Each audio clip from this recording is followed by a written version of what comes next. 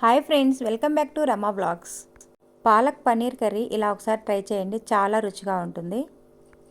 ముందుగా పాలకూర కట్టలు నేనైతే 2 తీసుకొని శుభ్రంగా వాష్ చేసి స్టవ్ ఆన్ చేసి గిన్నె పెట్టుకొని 1 లీటర్ వాటర్ వేసాను. మనం ముందుగా క్లీన్ చేసుకున్న పాలకూర అంతా అందులో వేసాను.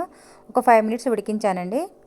పాలకూర అంతా ప్లేట్లో తీసుకొని పక్కన పెట్టేసుకొని ఇంకో కడాయిలో 3 టేబుల్ స్పూన్ ఆయిల్ వేసాను. కొంచెం చెక్క లవంగ మొగ్గలు వేసాను. కొంచెం జీడిపప్పు పలుకులు, 2 పెద్ద సైజు ఆనియన్ కూడా కట్ చేసి వేస్తున్నాను. ఒక 3 టమోటాలు కూడా కట్ చేశానండి. కారం కోసం ఒక 4-5 పచ్చిమిర్చి వేస్తున్నాను.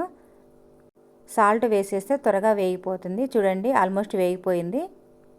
ఒక మిక్సీ జార్ తీసుకొని అందులో మనం వేయించుకున్న టమోటా పచ్చిమిర్చి అందులో వేసేసి మనం ముందుగా ఉడికించుకున్న పాలకూరను కూడా అందులో వేసి మిక్సీ పట్టేసి పక్కన పెట్టేసుకోండి. అదే కడాయిలో 2 టేబుల్ స్పూన్ ఆయిల్ వేసాను. కొంచెం జీలకర్ర, అల్లం పేస్టు, కొంచెం కరివేపాకు వేసాను. సాల్ట్, పసుపు, కారం కూడా వేస్తున్నాను. అన్నీ 1 స్పూన్ వేస్తున్నాను. కొంచెం వేగిన తర్వాత మనం ముందుగా మిక్సీ వేసుకున్న పాలకూర గ్రేవీ ఇందులో వేసేసి లో ఫ్లేమ్లో పెట్టేసి అంతా కలిపేసి ఒక 2 మినిట్స్ మూత పెట్టేసేయండి.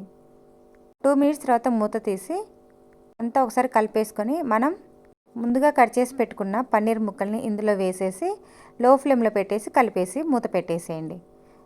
2 మినిట్స్ తర్వాత తగినంత వాటర్ వేసి కలుపుకొని 1 టేబుల్ స్పూన్ ధనియా powder, 1 table spoon garam masala powder వేసి పూర్తిగా ఇలా కలిపేసేయండి.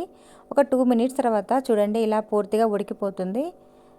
ఫైనల్గా కొత్తిమీర వేసేసి దించేసుకోవడమే. ఎంతో tasty palak paneer curry ready అయిపోయింది. మీరు తప్పకుండా ట్రై చేయండి, చాలా రుచిగా ఉంటుంది. ఈ కర్రీ చపాతీలోకి కానీ పూరీలోకి కానీ సూపర్గా ఉంటుందండి. బగారా రైస్లోకి ఇంకా టేస్ట్గా ఉందండి. మీరు తప్పకుండా ట్రై చేయండి.